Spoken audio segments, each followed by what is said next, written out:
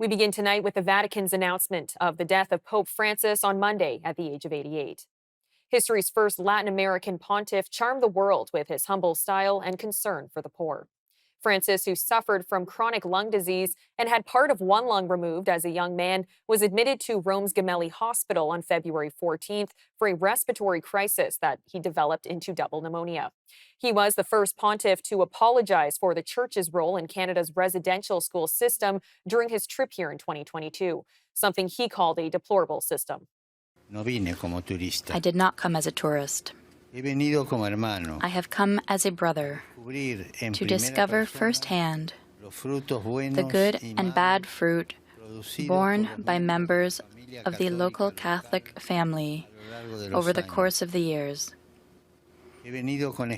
I have come in a spirit of penance to express my heartfelt pain,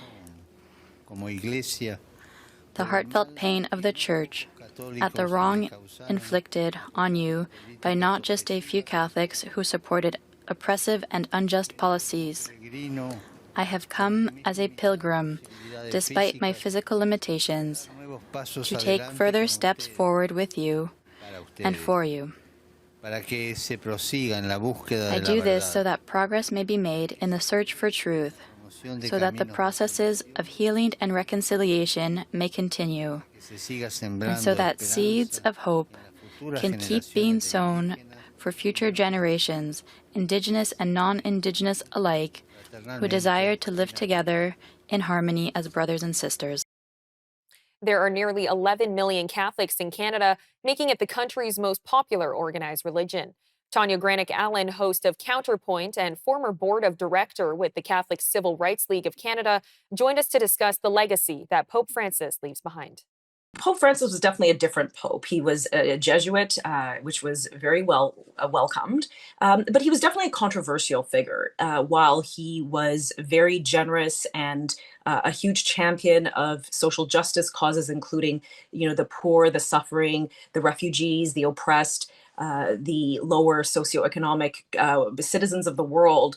There were also concerns with some of his leadership. For example, the clamping down on the traditional Latin Mass, which drew the ire of many traditional Catholics throughout the world, including those from Africa to America. So that was definitely a concern for many Catholics.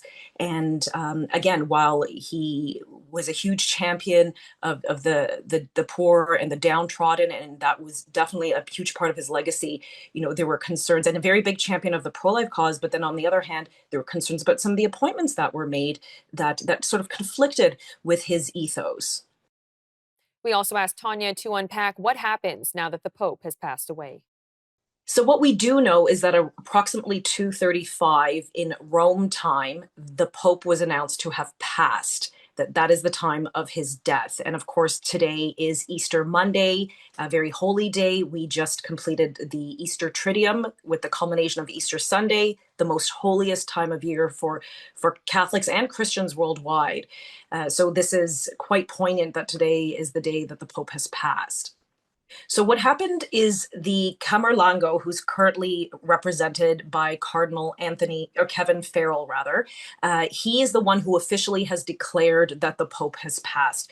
So he's an American cardinal and he resides in the Vatican, and his job is to verify that the Pope is indeed dead. So he would have gone in, verified personally, and then declared it. And that is why the press release from the Vatican included his name, because he is that special role called the Camerlengo.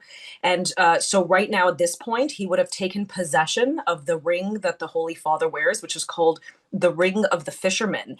And he will now take possession also of the Pope's will.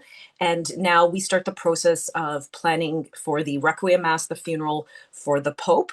What we know factually right now is that on Wednesday of this week, so that's 2 days after he passes, the Pope's remains, his body, will be transferred. And I think what we will see happen is there will start a several-day period of mourning and visitation for the Pope. I suspect his funeral will happen in about a week's time. When exactly, that has yet to be determined. So Pope Francis is the 266th Pope.